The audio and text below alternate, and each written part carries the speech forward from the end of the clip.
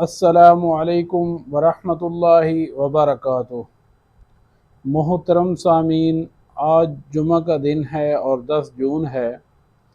आज मैं इस जुमातुल मुबारक के मौका पर आपको और उम्मत मुस्लिमा को ये पैगाम देना चाह रहा हूँ कि हमारी हुकूमत वक्त जो भी मौजूदा हैं या साबका हैं, 1970 के बाद ये IMF के रहम करम पर चल रहे हैं और उससे मईशत को ठीक करने की सोच रहे हैं। जो मुल्क को कर्ज़े के ऊपर चलाना चाह रहे हैं और उस कर्ज़े का मतलब ये है कि ये उस कर्ज़े के बदले में सूद देंगे।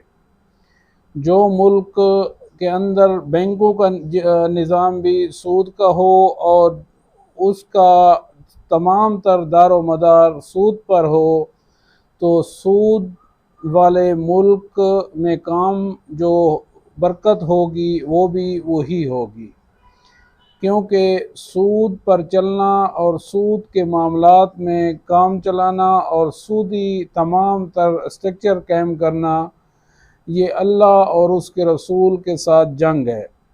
एक तरफ आप कुफार के साथ दोस्तियां कर रहे हो और दूसरी तरफ आप उन्हीं से कर्ज़े ले रहे हो और अल्लाह और उसके रसूल को नाराज़ कर रहे हो, और नाराज़गी सूद की सूरत में हो रही है। और अल्लाह ने वाज़े कुरान पाक में हुक्म दिया है सूद के हवाले से भी और कुफार से दोस्ती के हवाले से भी।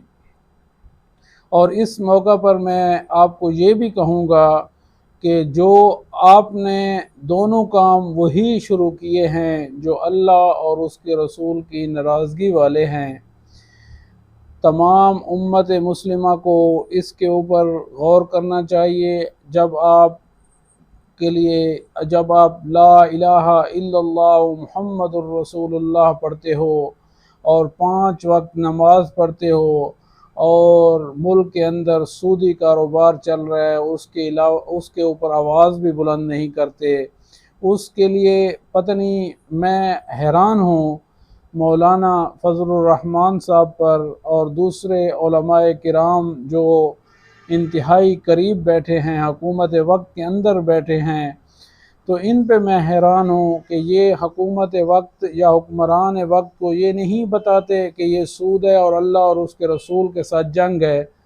तो आप इसके ऊपर अपनी मईशत को और अपने मुल्क को सही नहीं कर सकते और किसी सूरत में आप इस पे तरक्की नहीं कर सकेंगे।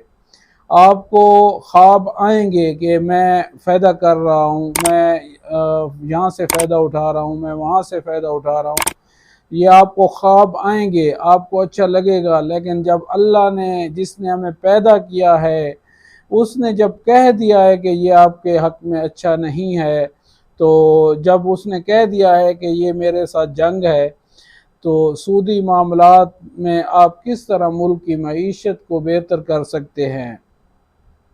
मुल्क की मईशत आप अफ़गानिस्तान की मिसाल देखें, सब कुछ तबाह हो गया, बर्बाद हो गया, लेकिन उन लोगों ने अपनी मेहनत अपनी अपनी तरीके से जो है अल्लाह पर भरोसा करके अपने मुल्क को चला रहे हैं। क्या वहाँ पर लोग मर गए हैं?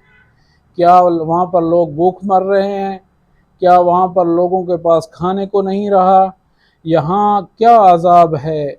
और दूसरा ये कि जो पैसा आ रहा है वो मुल्क पे तो नहीं लग रहा, इन्हीं हुक्मरानों की अयाशी पे लग रहा है और इन्हीं की तनख्वाहों पे लग रहा है और इन्हीं के टूर पे लग रहा है। चाहे इसमें जो भी सियासतदान हो, सब ने अपने तरीके से इस कुर्सी पर बैठकर अपने तरीके से लूटा है और अपने तरीके से करप्शन की है। मज़े की बात ये है और लम्हे फ़िक्रिया की बात ये है कि हुक्मरान जो भी आया है वो अमीर से अमीर तर होता रहा है और अमीर से अमीर तर हो रहा है। तो आपका हुक्मरान अमीर हो गया, लेकिन हमारा जो नुकसान हो रहा है, हम औलाद के लिए औलाद के हवाले से भी वो होते जा रहे हैं, यानी जो उनकी तालीमात हैं उनकी तालीम से भी महरूम होते जा रहे हैं, अच्छे स्कूलों में नहीं पढ़ा सकते, अच्छी तालीम नहीं दिलवा सकते, क्योंकि मुल्क का निज़ाम स्ट्रक्चर जो है वो तबाह होता जा रहा है और फ़ीसें और महंगाई आसमान तक जा रही है। इसलिए हम अपने औलादों पर भी और अपने घरों पर भी और ज़हनी कैफियत जो हमारी है वो भी ख़राब हो रही है। तो हमारी इस मईशत से और इस सूदी कारोबार से हमारी औलादों पर और हमारे घरों पर एक बुरा असर पड़ रहा है। लिहाजा आप लोगों से इल्तमास है कि हुक्मरान वक्त को सामने खड़े हो जाएं। सूद के बारे में जब आप खड़े होंगे, इंशाअल्लाह अल्लाह और उसका रसूल आपकी मदद करेगा और गैरबी इमदाद आएगी। इंशाअल्लाह हुक्मरान वक्त के ख़िलाफ़ ये दूसरे IMF से और वर्ल्ड बैंक से जो ये लोन लेते हैं, कर्ज़े लेते हैं, इसके ख़िलाफ़ ऐलान जंग आवाम को निकलना होगा और आवाम को इस अमल में आना होगा। जो हकूमती उलमा हैं, इनको जो हकूमत के मज़े ले रहे हैं और वज़ारतों के मज़े ले रहे हैं, मुफ्तियान किराम हैं, जमीयत उलमा में तो अक्सर मुफ्ती साहबान हैं जो वज़ारतों के मज़े ले रहे हैं, तो वो भी इस पे ख़ामोश हैं, क्योंकि उनको तो वज़ारत मिल गई है। उनको तो उसी सूदी कारोबार में हाथ डालकर खाने की आदत पूरी कर रहे हैं और वो तो उसी सूदी कारोबार के सूदी मामलात के अंदर रंगे जा गए हैं। तो हमें चाहिए, हम आवाम को चाहिए कि हम इसके ख़िलाफ़ आवाज़ बुलंद करें और इसके लिए मैं आपको गारंटी से कहता हूँ, आपके पास कोई जमात नहीं आएगी, आपके पास कोई ऐसा बंदा नहीं आएगा। हाँ, सीट के लिए आ जाएगा।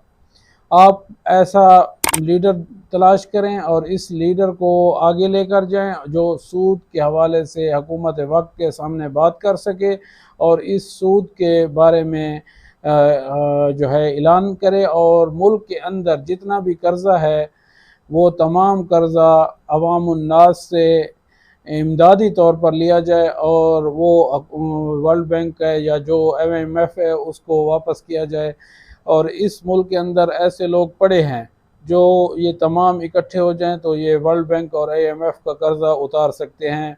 यही पाकिस्तान की हुकूमत जो है उनके साथ ये मुआहदा कर ले कि इंशाअल्लाह जो ही IMF को देना है तो इनको ओरिजिनल ज़र वापस करें, तो ऊपर सूद ना दें इनको। ये जो इस इमदाद में आएँ उनको एक टाइम पर मुकर्रर कर लें और उस टाइम के ऊपर इनको असल ज़र वापस किया जाए और हम अपने मुल्क को अपनी मईशत के साथ और अपने कारोबार के साथ आगे लेकर जा सकते हैं। वस्सलाम।